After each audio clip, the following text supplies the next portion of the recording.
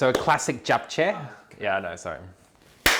Hi guys, my name's Chris, and today I'm going to cook japchae, a classic Korean dish made with sweet potato noodles. You may have tried to cook japchae before and may not have been completely happy with how rich and flavoursome it was. Today I'm going to show you a couple of tricks which really enhance those elements. So my version of japchae involves creating a broth to cook the noodles in, and that's my first trick of this recipe. So we need about 1.5 litres of water onto our stove. Our rich cooking broth. The ingredients are 2 tablespoons of soy sauce, 2 tablespoons of brown sugar, 1 tablespoon of minced garlic. And to ensure that our noodles don't stick together while they're cooking, 2 tablespoons of vegetable oil.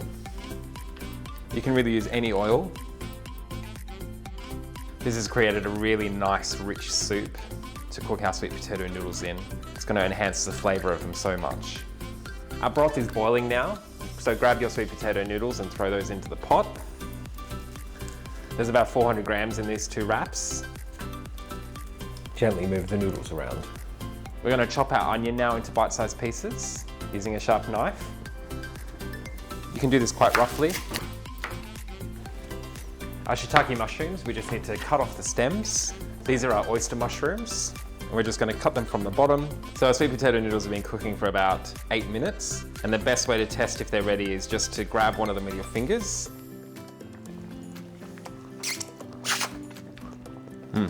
They're perfect. So we're going to drain our sweet potato noodles into a bowl using a strainer. So our noodles are now drained. We're going to put them into a big bowl. We're going to cut our sweet potato noodles so they're easier to eat. Mix 2 tablespoons of sesame oil into the noodles to ensure that they don't stick together. Mix the noodle and oil with a pair of chopsticks. So classic japchae will have beef in the recipe, and we're going to use beef rump today. We're going to cut it into slices that aren't too thin. Still has a nice texture when you eat it with the noodles. Firstly, the most important thing is to give my dog Sparky a little piece. Sparky! Sparky!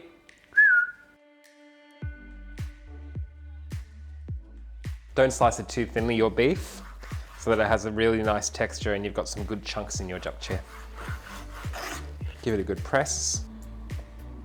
So our marinade for the beef is relatively simple. 2 tablespoons of soy sauce, 1 tablespoon of Korean cooking wine, 1 tablespoon of white sugar, 1 tablespoon of minced garlic, drizzle of sesame oil, a good shake of pepper. Give this a good mix with your spoon. The beef will marinate in a couple of minutes. So japchae is all about vibrancy and colour, and traditionally you would use yellow and red capsicum in the recipe. You would normally see people use spinach in the japchae recipe.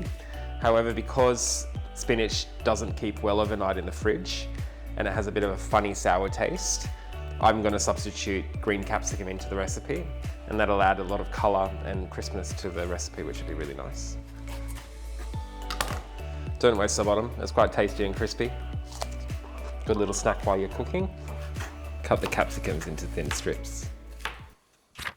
So we're going to cook our vegetables now from lightest to darkest in a fry pan.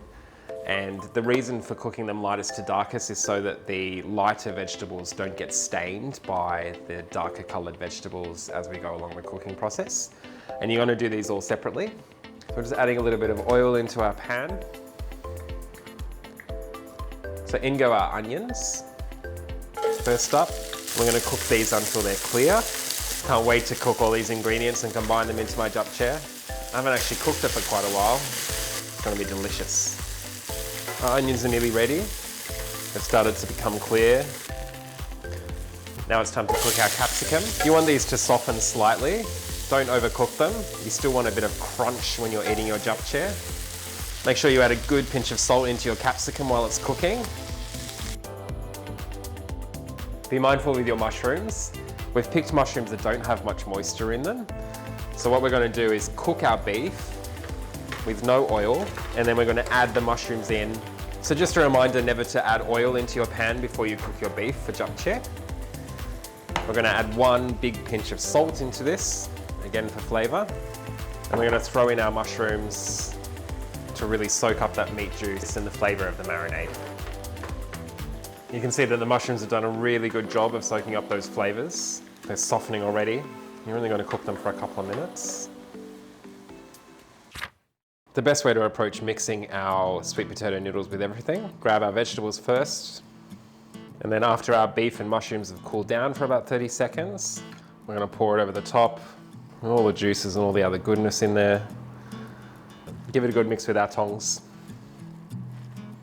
This dish is all about the noodles, so you don't want too many veggies. It's all about the flavor of the noodles and the sauce that came with the beef and mushrooms. So if you follow my recipe exactly, you'll get to the flavor that I like. However, it's your turn now to adjust to suit your preferences. All I'm gonna do is add some sesame seeds to the dish to give it a bit of a nutty flavor and a bit of a crunchy texture.